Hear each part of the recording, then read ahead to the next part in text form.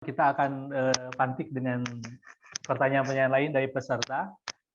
Selanjutnya Pak Dudi sudah siap. Mohon maaf sekali Pak Dudi jadi tancap gas gitu kan, agar segera ke rumah. Pak Dudi, yang menarik di dalam Islam juga sebenarnya ini kaitannya dengan hubungan Muslim dan non-Muslim. Di Muslim sendiri sebetulnya istilah kafir itu atau kategorinya banyak ternyata. Ada muahad, ada musta'man, ada zimmi, ada harbi gitu. Dan itu menjadi salah satu bagian dari produk fikih klasik yang mungkin saja sama dengan Pastor Leo tadi yang muncul pada abad-abad pertengahan di mana yang berkuasa jadi satu agama itu kerajaannya menggunakan satu agama bahkan satu mazhab tertentu dan diberlakukan untuk semua. Nah, kebetulan Pak Dodi juga sebagai seorang masih menjadi seorang muslim ya Dodi ya. Namun juga beda ini cuma bukan dari NU gitu dah. Jadi mohon maaf nih kalau ada nanti yang nonton di YouTube, saya mohon maaf kenapa yang komennya yang mendiskusikan ini bukan dari kelompok NU sendiri, kebetulan masih dalam proses. Dan kebetulan juga Pak Dodi ini aktif pada tahun-tahun yang lalu, mungkin sekarang juga masih sebagai konsultan mungkin ya Pak untuk Badan Penanggulangan Terorisme kan.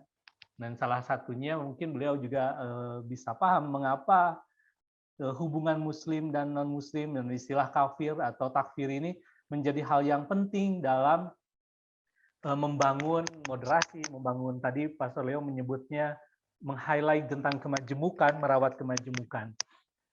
Silakan Pak Rudi, waktu kami persilakan.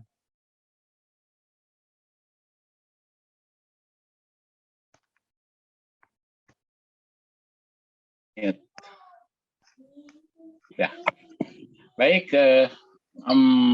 Mohon maaf nih, saya barusan di perjalanan salah ngitung waktu saja karena tadinya maghrib diharapkan sudah tiba di rumah, tapi ternyata tidak bisa diprediksi. Tapi alhamdulillah pas tadi dia membuka saya sudah masuk ke rumah.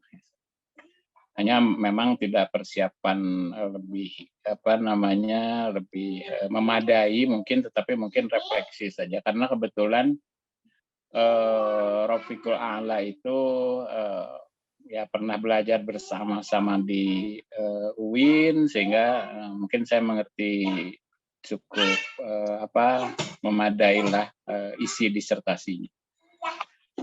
Dan juga kebetulan ada dua hal yang mungkin terbuka untuk didiskusikan bersama-sama sekarang yang muncul di disertasinya Pak Rafiq ini. Saya acuannya ke sana saja supaya mungkin nyambung gitu ya, meskipun narasumbernya tidak hadir, tetapi mungkin saya ingin menyampaikan beberapa hal dari perspektif saya sendiri, tidak dari perspektifnya Pak Rafiq, tentu akan sangat berbeda ya. Khawatir juga salah saya memprediksi, tapi mungkin dari cara pandang saya yang kebetulan ada di studi agama-agama, Pak Rafiq mempelajari dinamika fatwa NU, itu pun dari perspektif yang sama, yaitu dari perspektif studi agama-agama. Jadi bertemunya di situ, bertemunya di bahwa kita menggunakan perspektif yang sama, yaitu religious studies atau studi agama-agama. Jadi dua konsep tadi. Yang pertama tadi sudah dibuka, yaitu tentang kafir atau muslim non muslim ya, sehingga ini menjadi wacana yang cukup ramai dalam konteks ketika kita berusaha untuk membangun kehidupan beragama yang harmonis di tengah-tengah kemajemukan bangsa ini. Kalau saya atau kalau kita coba menelusuri ke belakang,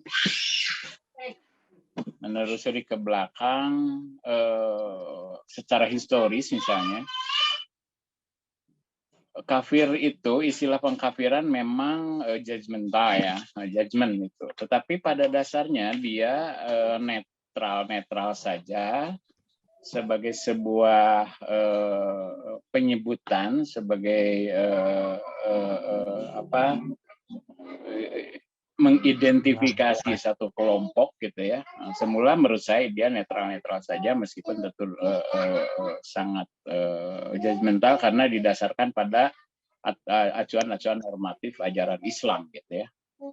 Kalau tadi kita dengar juga secara historis agama-agama lain juga mempunyai judgment yang sama terhadap yang berbeda pandangan atau berbeda agama.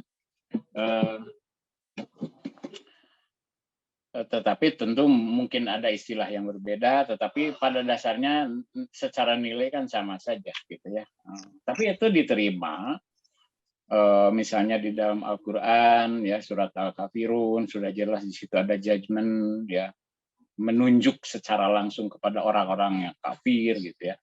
Tapi di ujungnya dibuka ruang untuk berdialog dengan menyerahkan kepada masing-masing pihak, masing-masing pemeluk ya agamanya untuk mempertanggungjawabkannya masing-masing. Jadi pada dasarnya istilah ini khususnya kafir dalam tradisi Islam ya pada zamannya dulu tidak dengan serta merta marah gitu ya. Mereka ya sepertinya menerima dengan peristilahan tersebut ya. Dan itu menurut saya seperti tadi saya kemukakan itu netral-netral saja. Tetapi kemudian pada masa-masa sekarang istilah itu yang tadinya denotatif saja menuju atau menunjuk secara langsung kepada orang-orang yang tidak memeluk agama Islam jadi kepada keseluruhannya. Tetapi ya kemudian berkembang menjadi lebih konotatif gitu ya, lebih konotatif. Bahkan menunjuk juga kepada orang yang diidentifikasi sebagai Muslim juga gitu ya, karena istilah kafir bisa dimaknai sebagai kafir dalam arti tidak mengikuti ajaran Al-Quran dan sunnah-sunnah Rasulnya gitu ya. Menurut pandangan kafir juga bisa ditujukan kepada orang-orang yang tidak mensyukuri nikmat Allah gitu kan. Itu dalam tradisi Islam. Tapi yang dimaksud tadi adalah non-Muslim itu. Ya. Jadi kalau dilihat dari perkembangan pemaknaan terhadap istilah kafir, memang ada perubahan yang itu justru mengundang munculnya perdebatan-perdebatan tadi yang pada akhirnya dalam konteks fatwa Nahdlatul Ulama misalnya, sebenarnya bukan hanya fatwa Nahdlatul Ulama, Muhammadiyah juga sama, Pak Din Samsudin misalnya juga sepakat untuk tidak menyebut kafir ya, karena untuk istilah non Muslim itu ada istilah yang lebih tetap dalam konteks bernegara gitu. Jadi kalau NU jelas ada fatwa itu, tapi Muhammadiyah juga mempunyai kecenderungan yang sama. Jadi ini bukan soal NU atau bukan NU gitu ya, tapi memang di kalangan para pemikir istilah kafir juga memang pada akhirnya sekarang gitu ya bermasalah karena terlalu diperluas pemahamannya. Apapun yang berbeda maka dikonotasikan. Padahal keberbedaan itu kan bisa kita kategorikan dalam tradisi Islam itu pada tiga bentuk atau tiga ini ya. Maksudnya begini, satu berbeda maka salah satu diantaranya bisa disalahkan, ya. Berbeda tetapi salah. Bisa juga berbeda tapi tidak salah gitu ya. Misalnya pada beberapa sahabat ada yang lebih suka membaca ayat-ayat tertentu, pada sahabat lain lebih suka membaca ayat-ayat yang berbeda dengan ayat yang dengan sahabat yang pertama tadi. Itu berbeda, tetapi keberbedaannya berbeda saja gitu, tidak dijadikan sebagai yang satu salah, yang satu benar gitu kan. Jadi berbeda dalam arti beragam, tetapi dua-duanya dapat diterima. Jadi itu berbeda memang beda. Yang ketiga misalnya beda berimplikasi pada kualifikasi yang berbeda misalnya ya. Maksudnya begini, Yang satu melaksanakan tindakan keagamaan tertentu yang itu lebih dianggap lebih utama ketimbang yang lain yang melakukan tindakan atau aktivitas keagamaan yang berbeda, tetapi tetap dua-duanya diterima, hanya mungkin pada level yang berbeda. Sholat berjamaah dengan sholat yang tidak berjamaah itu berbeda mereka, tetapi dua-duanya diterima dengan perbedaan, katakanlah reward-nya gitu ya. Jadi tidak mesti berbeda itu maka yang satu dipersalahkan. Tetapi dalam konteks sekarang, dalam konteks Indonesiaan kekinian itu, di mana di situ ada kelompok-kelompok yang dianggap eksklusif, kelompok-kelompok yang dianggap rigid gitu ya, radikal katakanlah seperti itu, satu cara pandang yang kayak ya kacamata kuda gitu ya, tidak melihat sisi-sisi yang lebih kontekstual. Nah itu akhirnya munculnya seperti itu. Nah itu ya, jadi itu. Nah didasarkan pada pemahaman, pengertian yang kemudian berubah pada masa sekarang, yang konteksnya juga sangat dipengaruhi oleh aspek-aspek politik, aspek-aspek lainnya ya, sosial budaya lainnya, kemunculan dominasi negara terhadap rakyat atau sebaliknya ya, proses demokratisasi yang mungkin uncontrolled gitu ya, persyaratan-persyaratan atau prasyarat-prasyarat demokrasi yang tidak terpenuhi dalam konteks keindonesiaan dan sebagainya, itu yang menyebabkan maka kata-kata yang tadi biasa-biasa saja menurut saya kata kafir itu menjadi pejoratif, menjadi seolah-olah menyudutkan. Sama ini dalam konteks dalam tradisi Islam di Indonesia banyak, sebenarnya bukan hanya kata kafir saja. Misalnya saya beri contoh kata jamaah. Kata jamaah itu sebenarnya biasa-biasa saja. Dari dulu itu digunakan gitu ya. Dan orang tidak merasa apa gitu ya dengan kata jamaah gitu ya. Lalu tiba-tiba sekarang kata jamaah konotasinya ke kelompok eksklusif lain kan gitu ya. Kemudian dikategorikan sebagai the other, lian, orang lain gitu kan. Kata jamaah itu menjadi begitu sensitif. Nah, maka dihindari kan kata-kata itu. Nah, seperti itu. Padahal begitu banyak kata-kata Arab ya, sejalan dengan tradisi Islam yang masuk ke Indonesia yang akhirnya digunakan. Ini khawatirnya malah semuanya menjadi dikritisi gitu kan. Kata jamaah dikritisi, kata kafir dikritisi, kata-kata lain nanti yang muncul. Jangan-jangan nanti dewan bahasa Arab itu dikritisi, majelis itu diganti, bisa begitu gitu ya. Nah itu. Jadi dari tadinya denotatif terbatas menjadi konotatif yang tak terbatas, seolah-olah semua yang beda pokoknya dikafirkan. Nah jadi itu. Jadi fatwa muncul dalam konteks karena ada perubahan pemahaman, perubahan definisi didasarkan oleh mungkin ya salah satunya oleh kepentingan kelompok in group tertentu yang eksklusif, sehingga dia menjadi berubah. Yang tadinya menurut saya biasa-biasa saja. Saya kira orang Katolik, Protestan, dan Hindu, Buddha, dan agama-agama non-Islam lainnya dulu ketika disebut kafir ya biasa-biasa saja gitu ya. Nah, tapi sekarang itu bahkan orang Islam yang beda sedikit pandangan saya dikafirkan langsung menjadi reaksinya segala macam. Nah, masalahnya apa? Kita sangat paham betul karena ini katakanlah kontraproduktif dengan upaya pemerintah. Jadi memang ada ya partisipasi, ada peran, ada ikut campur pemerintah untuk mencoba mengangkat istilah kafir ini ya dalam konteks Indonesia. Karena negara yang pemerintah sedang berupaya untuk membangun harmoni sosial di kalangan masyarakat majemuk seperti Indonesia, kata kafir menjadi kontraproduktif. Dipandang sebagai kontraproduktif. Jadi konteksnya kebetulan kalau saya coba memahami, sekarang pemerintah sedang berusaha untuk meneruskan upaya-upaya pemerintahan sebelumnya membangun harmoni sosial di kalangan masyarakat majemuk di Indonesia sebagai sebuah fakta itu. Kan faktanya memang begitu ya. Nah, ketika muncul kata-kata kafir menjadi kontraproduktif, maka ini harus diupayakan untuk diredefinisi ulang, reformulasi gitu konsepnya.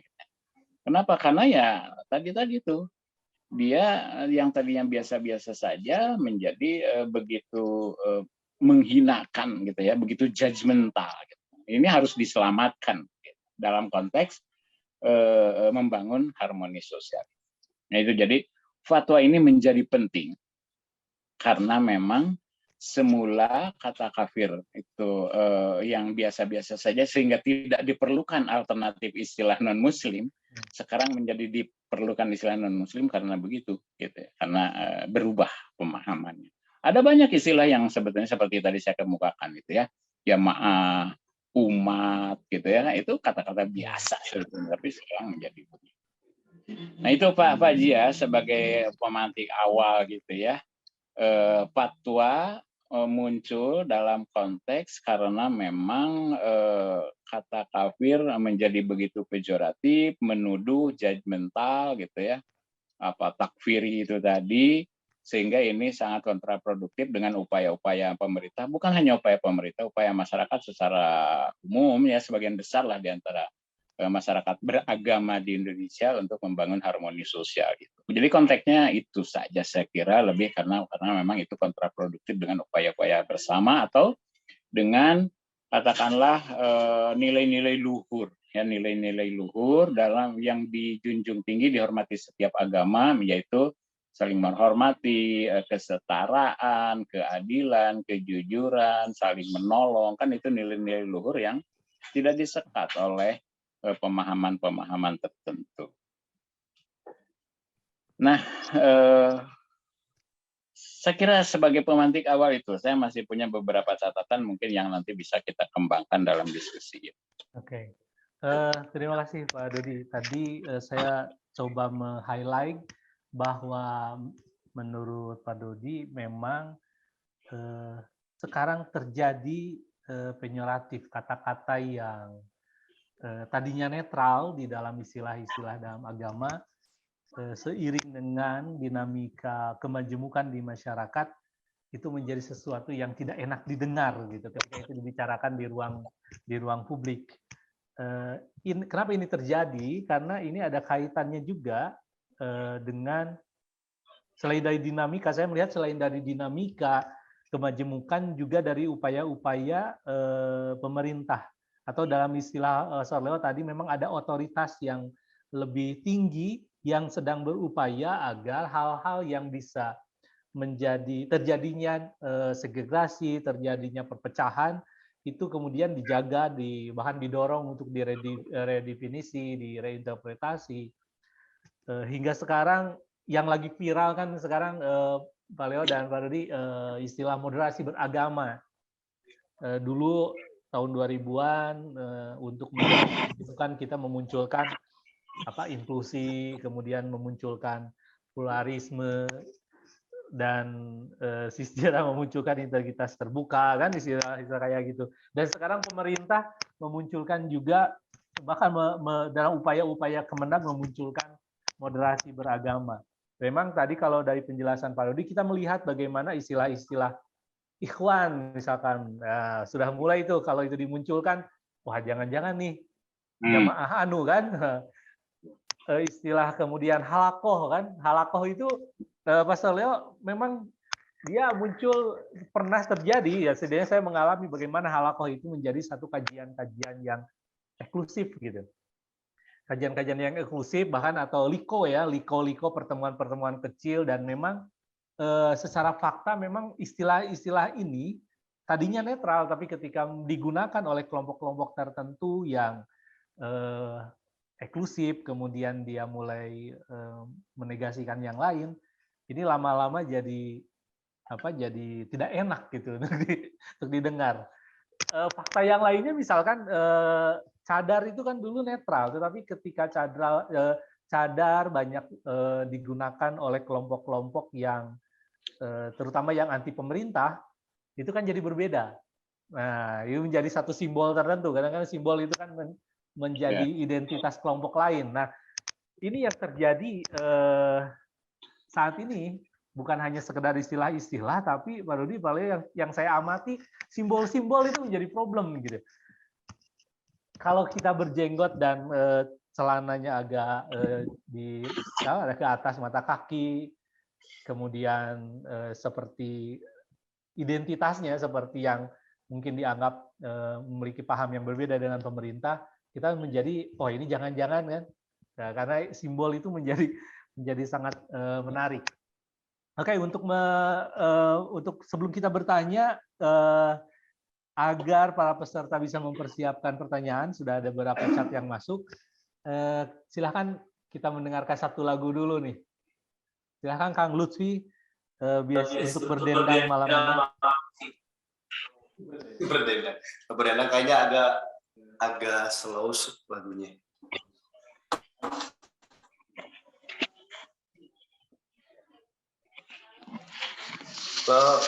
Halo.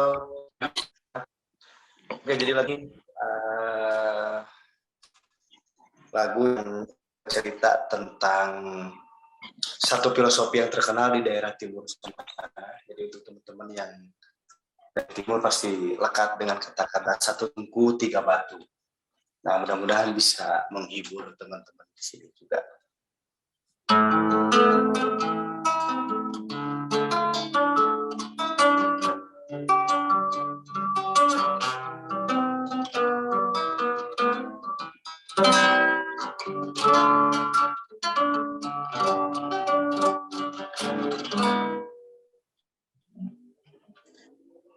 Lihat dalam hati kita, adakah pula bertaburan duka ini milik siapa, bagai itu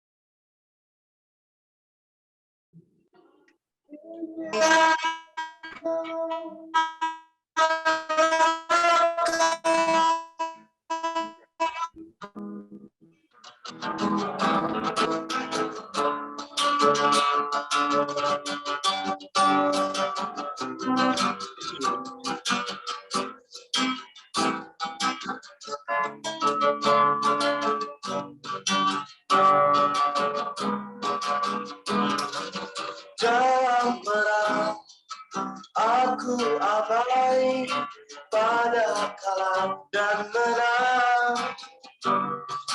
Di sana tak ada kehormatan, bila pantas untuk dikenal. Satu tungku tiga batu, jalan hidup seharusnya begitu. Kemanusiaan dinyalakan di atas api perbedaan. Ibu mana yang tak terluka jika anak hidup dan mati dari lesat peluru.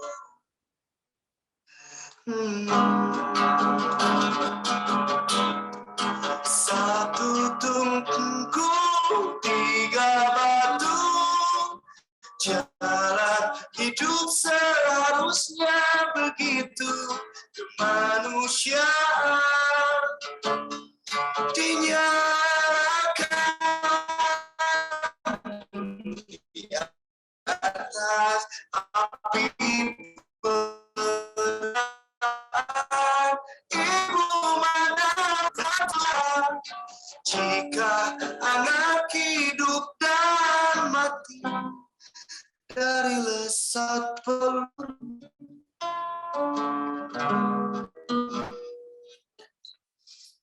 Oke, terima kasih Pak Dia. Pesannya jadi nyata. Pesannya jadi apa itu? Ya, pada dasarnya kan hidup itu berdiri di atas kaki perbedaan. Jadi satu tungku tiga batu itu saling menyatu, saling membantu, dan saling memahami. Seperti itu. Itu bagian. Terima kasih.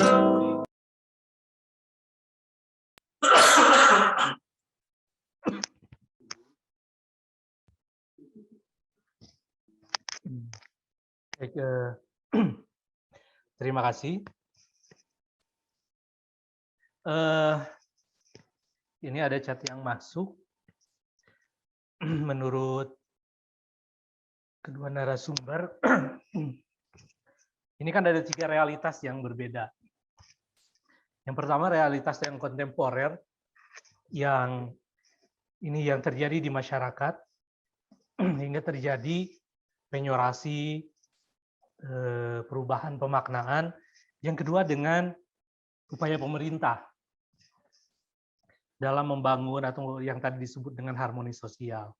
Tapi yang ketiga juga ada agama di mana dia sudah punya tradisi yang lama, produk-produk yang lama, dan kemudian tentu agama membutuhkan jawaban atas apa yang diinginkan oleh pemerintah dan apa yang terjadi di masyarakat. Nah, menurut 2 tokoh agama ini nih, Pak Suryo dan Pak Dodi, sebetulnya apa yang bisa kita atau apa yang sebaiknya kita lakukan? Itu yang pertama. Juga bagaimana tanggapan Pastor Leo dan Pak Dodi melihat realitas ini?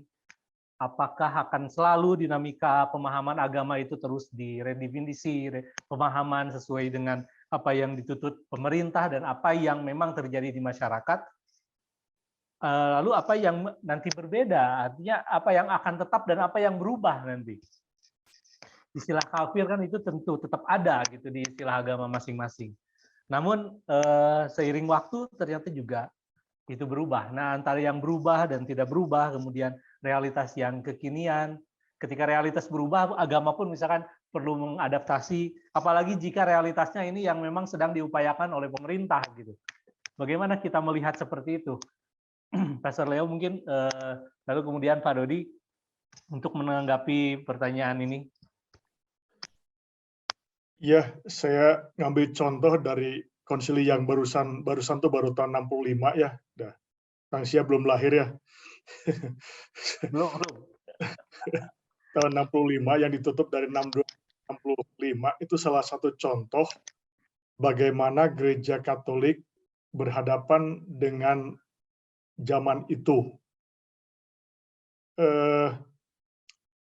Kalau biasanya ditanya Konsili Vatikan kedua tuh kayak apa sih? Ya, itu kayak Bapak Paus buka jendela kerja, lalu angin segar masuk gitu ya. Gambarnya sesederhana itu. Ada sesuatu yang bagus di situ. Angin segar masuk, tapi kan kalau angin segar dari luar masuk terus, masuk angin ya Bapak Pausnya gitu ya. Angin dong ya. Nah, tapi yang dimaksudkan sebetulnya oleh apa ada satu istilah bahasa Latin aggiornamento, bukan bahasa Latin sih, kayaknya bahasa jangan-jangan dari bahasa Italia aslinya. Jadi kayak updating, pembukuan administrasi diupdate. Jadi ada data baru segala macam. Nah kalau sudah begitu emang persoalannya kalau ke agama tuh begini. Jadi Bapak Paus itu seperti di ruang kerja punya tempatnya itu sumbernya dia gitu ya. Tapi terus ngelihat keluar ada apa ya di luar ya gitu ya. Ada apa di luar. Tapi dengan begitu maka kita jadi mikir, oh kalau begitu kalau di luar seperti itu saya nggak bisa dong memberikan jawaban sesuai dengan buku yang ada di belakang saya. Itu ya. Jadi nah di mana itu ya? Nah perubahannya di mana? Apakah memang saya hanya mengubah kalimatnya atau ada yang berubah dalam ajarannya atau bagaimana? Seperti tadi, bagaimana sikap saya terhadap agama lain atau yang beragama lain? Kan itu juga berubah juga ya. Tidak seperti dulu kita kekeh aja gitu di sebagian besar ngomong enggak hanya Katolik dan Katolik yang terus yang di sana bilang enggak yang orang lain juga masuk surga dong gitu ya. Masa nggak masuk orang-orang baik kayak gitu. Jadi ada seperti ada dua jalur yang jalannya bareng-bareng gitu ya. Nah, tapi gereja itu rupanya lama-lama tuh ke arah itu. Jadi itu ada perubahan. Nah, kalau apakah bisa kita mengatakan perubahannya itu intinya jalan terus tapi bungkusnya enggak gitu. Nggak bisa ngomong kayak gitu lagi ya. Kayaknya juga antara bungkus dan isi juga agak berubah juga ya gitu ya. Berhadapan dengan, tapi memang ada pesan yang tetap dibawa ya. Pesan yang dibawa, yang disampaikan tentunya dari awal-awal para murid pertama yang diteruskan. Kan bentuk-bentuk itu juga berubah juga, tapi bentuk juga kan bentuk tuh apa ya, kalau saya bilang sih kadang-kadang bentuk itu mengungkapkan isi juga gitu ya. Iya, betul. Nggak bisa bilang ini isinya tuh bungkusnya gitu ya. Nggak Itu. bisa. Begitu. Jadi dalamnya juga bisa berubah ya, tapi pesan inti asli dari apa yang menjadi inti murid pertama itu tetap dibawa. Pengennya gitu minimal ya. Ya bisa-bisa akhirnya kan. Bisa-bisa jalan. Kayaknya inilah yang benar. Itu yang benar. Jadi Kristen tuh nggak tahu berapa jalan ya, saya nggak tahu. Iya, iya. Gitu. Kalau ini Pastor dekat kaitan dengan sebelum kita ke Pak Dodi, kaitan dengan upaya-upaya pemerintah nih. Bagaimana sebenarnya tanggapan dari teman-teman yang Katolik juga dengan ngebangun moderasi, ya upaya-upaya selama ini lah ya. Dari teman-teman yang di Katolik bagaimana? Kami itu punya prinsip bahwa kami 100% Katolik, 100% orang Indonesia. Karena aneh, bagi-bagi nggak mungkin ya, 50-50 paling-paling ya. Tapi yang dimaksudkan adalah bahwa kami orang Katolik, tapi orang Indonesia. Orang Indonesia tapi Katolik. Nggak selalu mudah loh, nggak selalu mudah. Ada persoalan begini. Persoalannya kalau saya orang Katolik, apakah saya mesti ikut semua seperti orang Katolik yang ada di sebelah sana? Caranya segala macam. Itu semacam tarik ulur ya.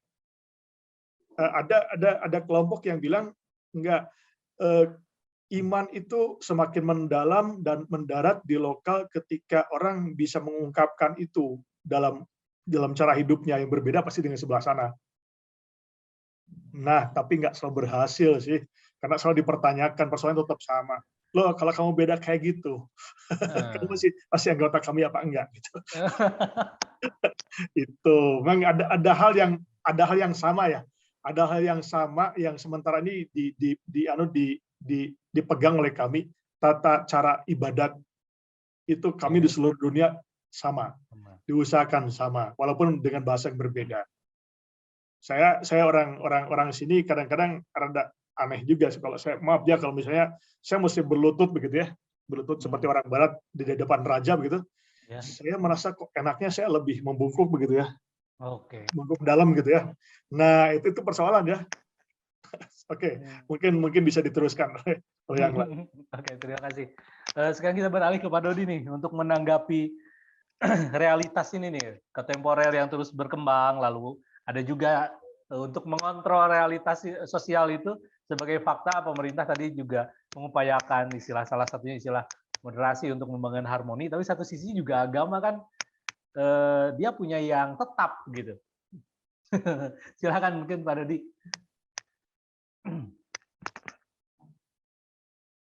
Belum dibuka mic-nya Pak Dodi. Baik, kita bisa melihatnya dengan menggunakan perspektif studi agama-agama ya, atau religious studies ya.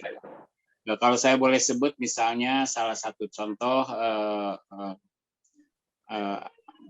ada, saya kira Sis Gera juga mengkaji ini juga kan, ketika memisah antara atau membagi antara dimensi esoterik dan dimensi eksoteris gitu ya.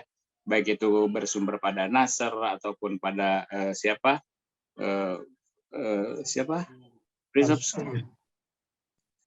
Ya, dimensi itu. Maksud saya kalau dilihat juga dari perspektif misalnya kita lihat dari perspektif Gahiwah ya, yang menjadi salah satu perspektif yang seringkali dianalisis di religious studies, yang dia memisahkan antara dimensi ilahi ya, yang dimensi ilahi the essence ya, essence of religionnya sendiri, dimensi Tuhan gitu ya, dimensi ilahi, divine realm-nya gitu ya, dengan pengalaman, kan dia membaginya itu pengalaman. Ketika itu diturunkan menjadi sebuah pengalaman, jelas di situ ada jarak, jadinya tercipta jarak antara the truth dengan what is true, ya, sesuai dengan cara pandang seseorang, kan makanya disebutnya sebagai pengalaman. Kalau pengalaman kan sangat relatif, setiap individu bisa menangkap divine realm itu dengan caranya sendiri, dengan konsekuensi mungkin ada keberbedaan satu sama lain. Kalau kita menggunakan misalnya Ninian Smart, dia menyebut misalnya fatwa atau kitab suci itu sebagai material, ya, dimensi material. Sama juga ketika disebut dimensi, berarti ada dimensi lain gitu ya, yang tak nampak, yang tak tertangkap gitu ya oleh cara pandang manusia.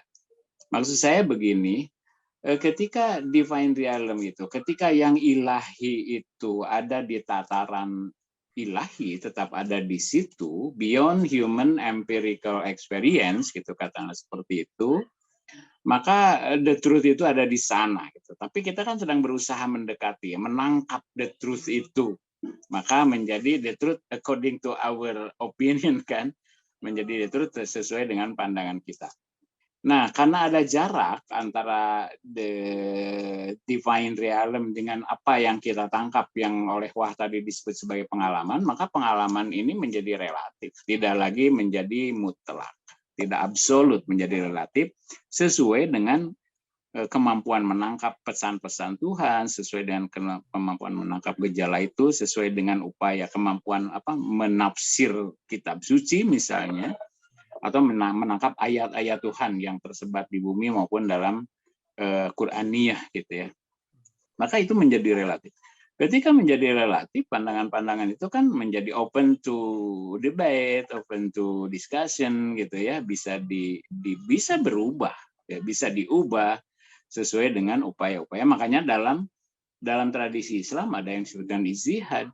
Nah, kembali kepada fatwa tadi, maka fatwa-fatwa itu adalah sebuah ijtihad, sebuah upaya sungguh-sungguh dari para ulama, ya, dalam konteks disertasinya Pak Rafiq A'la itu kan sebuah upaya yang sungguh-sungguh dari ini juga tidak sembarang orang, ya, seperti tadi Pastor Leo kemukakan, tidak semua umat bisa menafsir Alkitab, ya, tetapi itu yang kanoni kan harus muncul atau terbit dari gereja.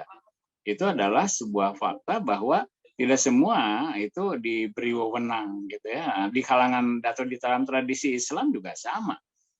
Ulama itu adalah kelompok yang memiliki wewenang itu, tapi tidak semua umat. Ya. Kalau dalam tradisi Katolik atau Protestan mungkin disebutnya kelompok awam tidak bisa gitu ya menerbitkan fatwa semau-maunya. Bahkan kalau kita coba lihat, kalau dalam tradisi Katolik tadi dijelaskan sangat terstruktur secara sistematik, misalnya fatwanya atau konsili, ensiklik gitu kan, bentuk-bentuknya itu bisa bermacam-macam sesuai dengan levelnya atau mungkin sesuai dengan forumnya. Itu menandakan bahwa upaya-upaya menangkap pesan-pesan Tuhan itu tidak sembarang bisa diterima gitu ya. Ada beberapa ada level seperti itu. Kalau di dalam tradisi Islam kan hal yastawil ladzina la ya'lamuna minal ladzina ya'lamun kan gitu. Apakah sama orang yang mengetahui dengan orang yang tidak mengetahui? Innama yasallahu min ibadihil ulama, sesungguhnya yang paling takwa, paling takut kepada Allah itu di antara hamba-hambanya adalah para ulama. Artinya ini para ulama kan diposisikan dalam level berbeda dengan umat pada umumnya. Mereka lah yang diberi wewenang untuk menerbitkan fatwa itu. Dalam tradisi Katolik yaitu dalam kelembagaan gereja gitu ya. Kalau saya coba tangkap sejauh pemahaman saya juga, dinamika itu mungkin di satu tempat dan di tempat lain berbeda, sehingga mungkin ada problem-problem yang harus diselesaikan karena menyangkut persoalan yang lebih mendunia gitu. Ada juga persoalan-persoalan yang bisa diselesaikan dalam level umat atau jemaat kecil gitu ya. Mungkin pastor bisa menyelesaikan persoalan yang dihadapi oleh umatnya di gereja itu tanpa harus misalnya mengangkat lagi masalah ini pada yang lebih luas karena terselesaikan di sana. Tetapi jika masalah-masalah yang ditanyakan oleh umat itu misalnya berimplikasi kepada yang lebih besar gitu ya, mendunia katakanlah, maka itu kan diserahkan kepada keuskupan dan terus ke atas sampai kepada dari paus misalnya kan. Dalam tradisi ormas Islam juga sama. Di NU misalnya itu lembaga Basul Masail juga ada di tingkat pusat, ada di tingkat wilayah, ada tingkat daerah. Kalau tingkat daerah mampu menyelesaikan persoalan yang dihadapi di daerahnya, ya selesai, tidak usah dibahas di level pimpinan pusatnya gitu atau pengurus besar PBNU-nya Basul Masail. Seperti itu. Nah, jadi jika demikian maka nampak kan dinamika itu gitu ya. Kalau sudah dinamis maka peluang untuk berubah ada. Berubah bisa disebabkan oleh konteks tempat, maka jika konteksnya tempat, fatwa yang dikeluarkan Basul Masail di Sumatera Utara atau di Medan misalnya sangat kontekstual dengan peristiwa di sana. Yang ini bisa jadi sama, bisa jadi juga berbeda dengan fatwa atas masalah yang sama, tetapi kasusnya misalnya di Jawa Barat.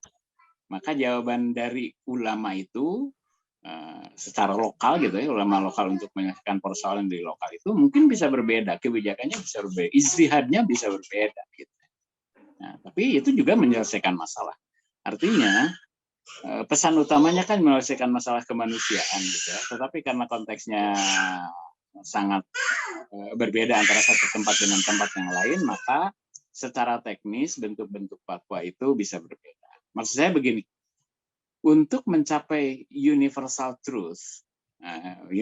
truth-nya misalnya, maka bisa jadi satu agama, satu fatwa, satu pernyataan dari gereja atau dari masjid atau dari ulama bisa berbeda antara satu tempat dengan tempat lain. Tapi dua-duanya mempunyai tujuan yang sama, yaitu menangkap pesan-pesan Tuhan, menangkap pesan-pesan ilahi yang universal. Karena tempatnya berbeda, maka harus diterjemahkan dengan cara yang sangat kontekstual agar ala qadri ukulihim, agar masyarakatnya, agar umatnya, agar pengikutnya paham, kan begitu ya, agar pengikutnya paham. Mungkin kita tidak akan paham jika terus-terusan kita mengacu misalnya kepada Ibnu Katsir, kepada Imam Ghazali, kepada Al-Maraghi gitu kan, karena konteks tafsir-tafsirnya adalah konteks saat itu. Nah, maka kita perlu menafsir tafsir-tafsir itu gitu kan secara kontekstual dengan kondisi pada masyarakat sekarang. Jadi intinya Pak Zia, jarak antara divine realm, pesan-pesan Tuhan yang sebenarnya itu ada di wilayah esoteri, kemudian turun menjadi pengalaman manusia, maka pada saat yang sama berarti dia yang tadinya mutlak milik Tuhan, firman Tuhan, nah dia menjadi ada di alam pengalaman manusia yang relatif. Nah, ketika ada sifat yang relatif tersebut, maka itu tidak bisa kita mengklaim itu sebagai kebenaran mutlak, kan jadi tidak konsisten. Kenyataannya levelnya di relatif, tapi inilah yang terjadi pada kelompok-kelompok yang eksklusif tadi ya, menempatkan fatwanya, pendapatnya, pandangannya sebagai the only truth, ya satu-satunya kebenaran, kan menjadi nggak konsisten. Udah jelas itu ada di tataran pengalaman manusia yang sangat subjektif, tetapi kok diklaim sebagai sebuah kebenaran yang mutlak. Nah, itu inkonsistennya di situ. Jadi menurut saya konteks masyarakat Indonesia ketika menafsir kata kafir misalnya itu kontekstual sekali, sangat Indonesia banget, gitu ya. Ketika istilah yang sama misalnya diterjemahkan, ditafsirkan, dipatwakan di Mesir, mungkin indikator-indikatornya menjadi berubah. Gitu ya.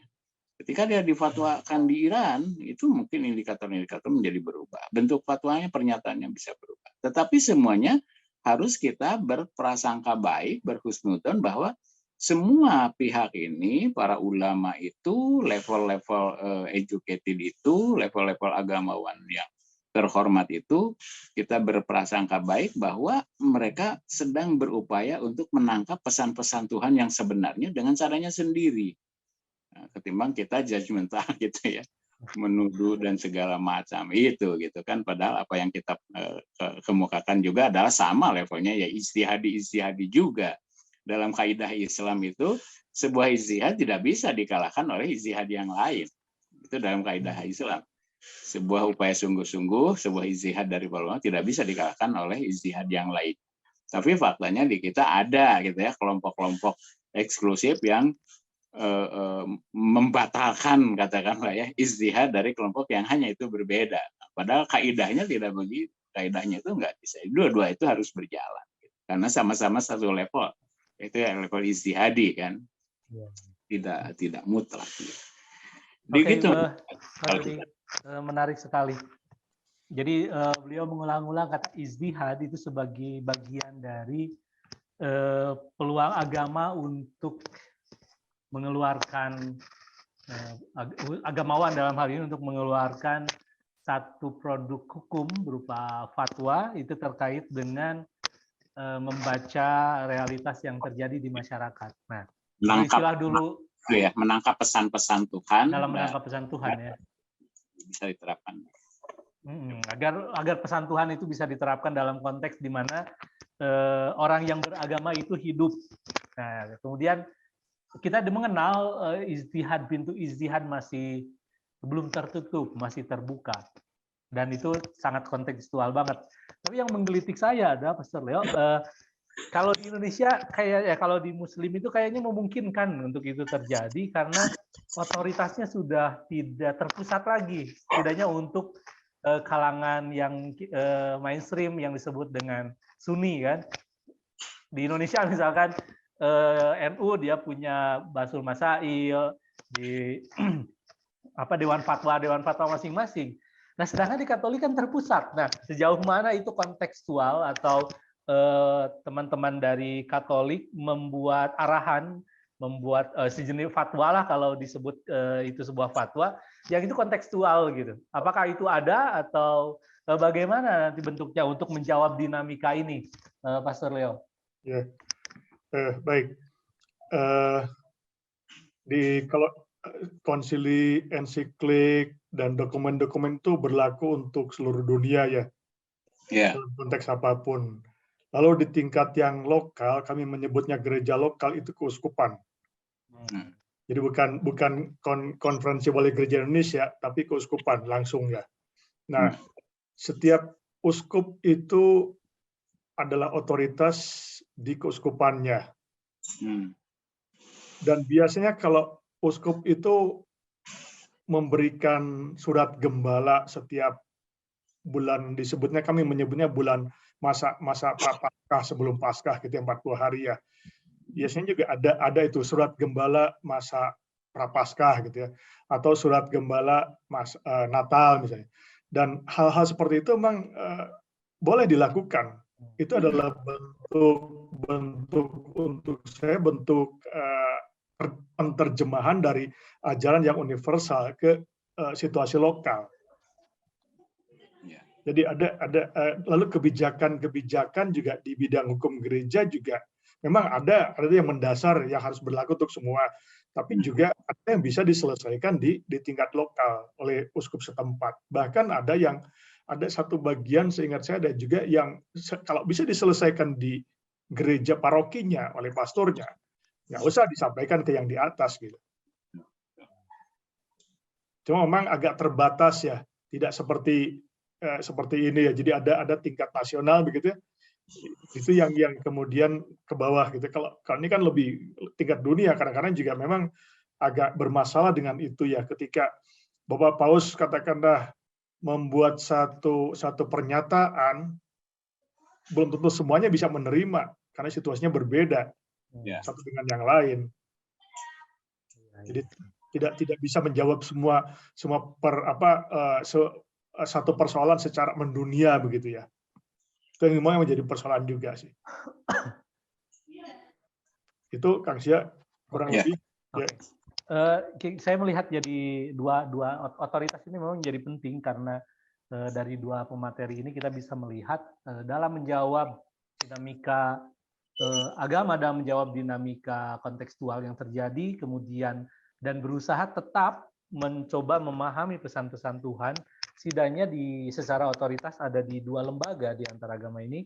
Kalau di Katolik kan tadi untuk lokal adalah keuskupan, sementara untuk Muslim yaitu biasanya ke organisasi-organisasi yang sudah dikenal lah, sudah menjadi mainstream. Itu menjadi hal yang sangat penting. Artinya di teman-teman Sobat Damai kita bisa melihat bagaimana usaha-usaha membangun hubungan yang baik, harmoni sosial yang baik dengan berbasis agama secara otoritas. Kita tadi sudah menyebutkan beberapa ormas Islam yang punya Dewan Fatwa itu punya sebagai agen yang sangat strategis sekali. Juga kalau di dalam tradisi Katolik di keuskupan masing-masing. Keuskupan itu ada berapa berarti Pastor Leo di Indonesia? Oh, ada berapa? 30, sekarang 30 berapa ya? Kemarin masih 37 jadi ya? beda-beda provinsi gitu ya? Tidak, itu bahkan di satu provinsi bisa 2. Di Jawa Barat saja Jawa Barat sudah 2 ya. Kesulitan Bogor sama Bandung. Lalu ada Jakarta sendiri ya. Di sebelah barat sudah 3 ya. Jadi tidak bergantung kepada garis geografis yang dibuat oleh pemerintah ya. Tidak bergantung pada. Dulunya bergantungnya ada berkaitan dengan pembentukan zaman Belanda keresidenan. Oh, masih pakai peta keresidenan ya? Iya betul. Kalau Keuskupan Bandung itu misalnya Middle Preanger, Ostpreanger, Cirebon sama Kerawang ya. Itu ya. Bogor yang lain gitu. Itu masih begitu ya. Oke. Sangat-sangat menarik. Gimana Pak Rudi, ada menanggapi, ada tanggapan sebelum kita mungkin kita akan mempercepat pertemuan ini? Ya, saya tadi menyampaikan hal tentang problem-problem lokal ya, nasional atau level kita itu kan mungkin mungkin sama seperti tadi yang dikemukakan Pak Pastor itu ya. Apa yang bisa diselesaikan oleh satu keuskupan di situ, problemnya sangat kontekstual dengan masalah yang dimunculkan oleh umat di situ, ya selesai kan. Nah, tapi kalau itu implikasinya lebih luas, ya naik ke atas dan terus begitu. Dalam tradisi Islam atau dalam tradisi ormas Islam ya, bukan Islam, tradisi ormas-ormas Islam kan juga saya katakan tadi seperti itu, terutama di NU sangat jelas di situ.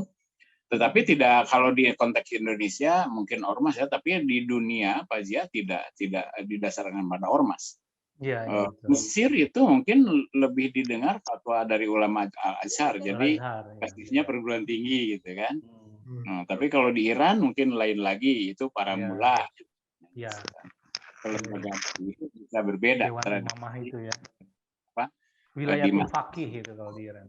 Wilayah Faqih, ya Majlis Taklid kan itu tempat kembalinya persoalan-persoalan dikembalikan kepada mereka.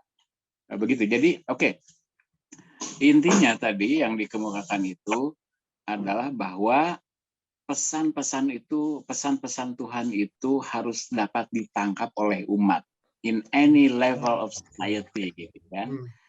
Maka disitulah peran para uskup di lokal tadi ya, di keuskupan, peran para ulama di masjid, level masjid saja itu juga mempunyai peran yang sama bagi jamaah di masjid itu. Lebih luasnya misalnya kalau dalam struktur MUI kota, MUI provinsi, MUI itu dalam struktur. Tapi MUI kan lembaga formal ya. Di luar itu ada lembaga non formalnya, itu para ulama, kiai gitu ya. Nah, lain lagi itu. Kiai juga ada level-levelnya itu. Kiai juga ada level-levelnya seperti itu. Sehingga ini nyata apapun bentuknya di dalam setiap tradisi agama. Yang tadi saya kemukakan, saya ingin tekankan lagi bahwa manusia dengan upaya sungguh-sungguhnya berusaha untuk menangkap pesan-pesan Tuhan yang kondusif, yang produktif, yang bisa menjawab problem-problem kemanusiaan itu sendiri dengan segala upaya yang dilakukan oleh setiap level. Saya tetap berprasangka baik ya, berhusnuzon di sini bahwa fatwa-fatwa itu muncul tidak terlalu harus dipahami sebagai ada konteks kepentingan negara dan segala macam. Tapi itu adalah upaya sungguh-sungguh dari para ulama untuk menjawab persoalan-persoalan umat, gitu ya.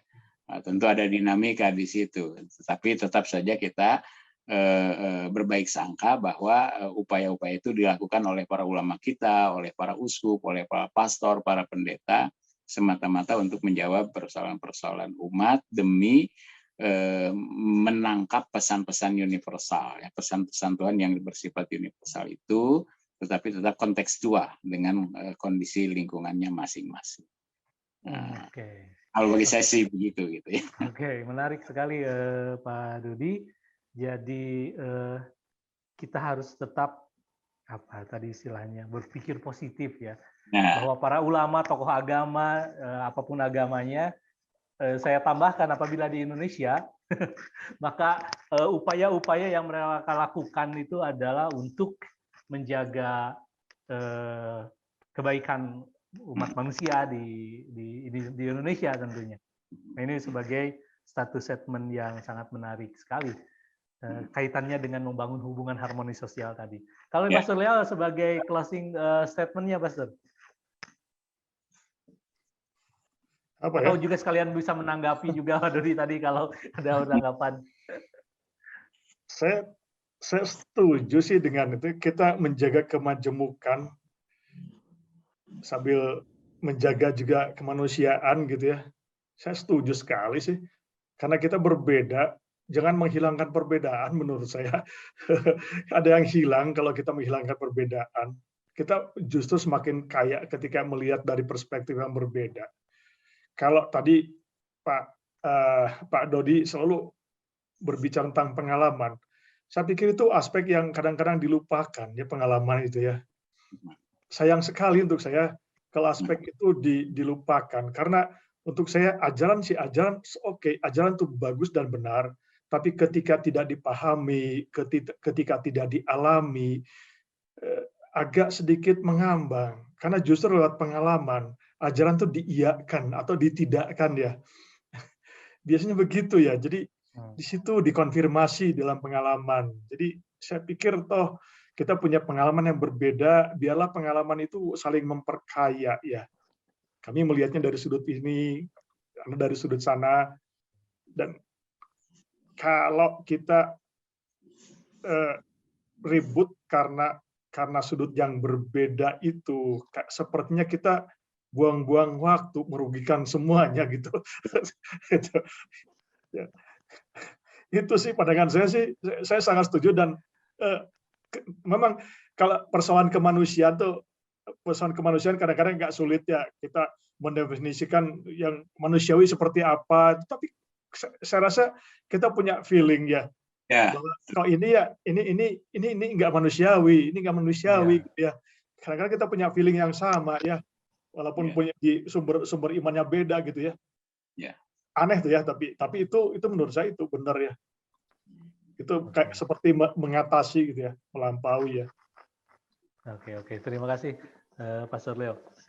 Sobat damai sekalian, dari teman-teman sejauh saya ngobrol sama teman-teman baik NU ataupun para Persis atau yang Muhammadiyah, ormas-ormas yang pemudanya, juga beberapa aktivis, memang kita ada kekhawatiran di 2024 sebenarnya. Karena seringkali apa yang kita bangun itu seakan-akan jadi goyah gitu. Kalaupun tidak mengatakan itu seakan-akan tidak ada artinya. Terutama tadi kata-kata yang tadinya netral gitu, Pak Dodi, maksudnya tiba-tiba itu bisa jadi memantik amarah, bisa terjadi perpecahan. Apalagi kalau sudah hajatan politik yang kata-kata itu ya itu menjadi sangat betul-betul, mungkin saat ini kita bisa mengatakan itu tidak mengenakan, tetapi ketika ada momen di mana kekuasaan itu diperebutkan, yang tidak mengenakan itu menjadi hal yang enak untuk dipelintir gitu. Ya seperti maaf, dua kata itu ya, dua kata yang satu kelompok ini bilang ini, satu kelompok ini bilang ini, itu kan nama biasa, nama binatang ya. Iya, iya. Iya, Tapi menyakitkan ya kalau dengar gitu ya. Ya, Kamu betul. begini, kamu gitu. Dan Indonesia sebenarnya sudah punya pengalaman yang sangat sangat istimewa sekali dengan kejadian konflik Ambon ya. Misalkan saya 3 kali ke sana dan salah satu dari UI, dari IAIN Ambon itu mengatakan di Ambon itu bahkan sampai ada pemisahan segregasi antara jenis musik, ya kan? Kalau yang musiknya nyanyi Rhoma Irama, pasti dia di kafe-kafenya Muslim. Tapi kalau yang elektunan, itu pasti yang Nasrani. Nah, kalau ada kambing, itu pasti yang Muslim tuh, dari kampung Muslim.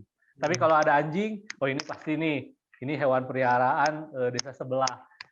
Dan sampai 2016, 14-16 itu bolak-balik ke Ambon, sampai tidak jarang ketemu antara SMP yang Muslim dengan SMP yang Katolik. Jadi seakan-akan yang mereka tahu ya ini aja bahwa seperti ini misalnya masyarakat saya, belum pada masyarakat yang lain itu berbeda agama.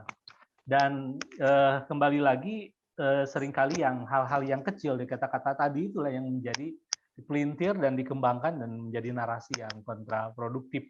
Dan Halako Damai tentu saja kami dalam beberapa bulan ini memang sedang berusaha mengumpulkan berbagai pemikiran tentang dari tokoh-tokoh agama tentang moderasi.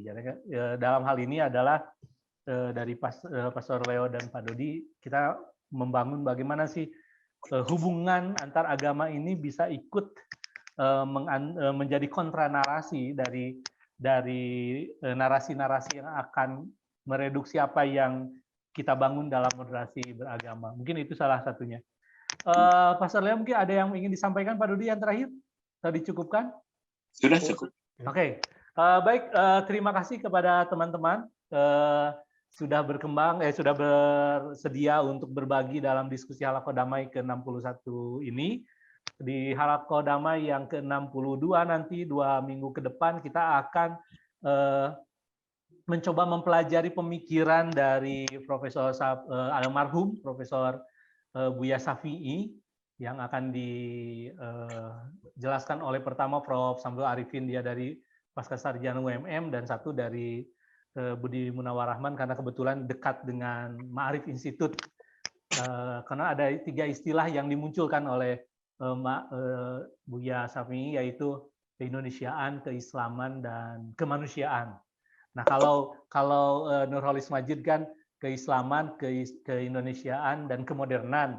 Nah, yang pemikiran ini menarik karena sudah menjadi keislaman, keindonesiaan, dan kemanusiaan. Nah, ini kita akan coba belajar tentang moderasi di sana. Mudah-mudahan teman-teman sekalian bisa tetap bergabung bersama kami untuk ikut membicarakan dan membuat cerita baru bagi generasi yang baru tentang kemajemukan dan harmoni sosial di Indonesia. Saya ucapkan lagi terima kasih Pak Dodi, terima kasih Pastor Leo sudah berkenan untuk berbagi, terima kasih kepada teman-teman Sobat Damai yang sudah bergabung dari sejak awal. Kami tutup acara ini dengan alhamdulillahirrahmanirrahim dan selamat malam, salam sehat, jaga kesehatan untuk semua, dan sukses selalu dalam kehidupan nyata di luar webinar ini. Terima kasih. Assalamualaikum warahmatullahi wabarakatuh. Terima kasih semuanya. Terima kasih ya. Ya, terima kasih Pak Leo.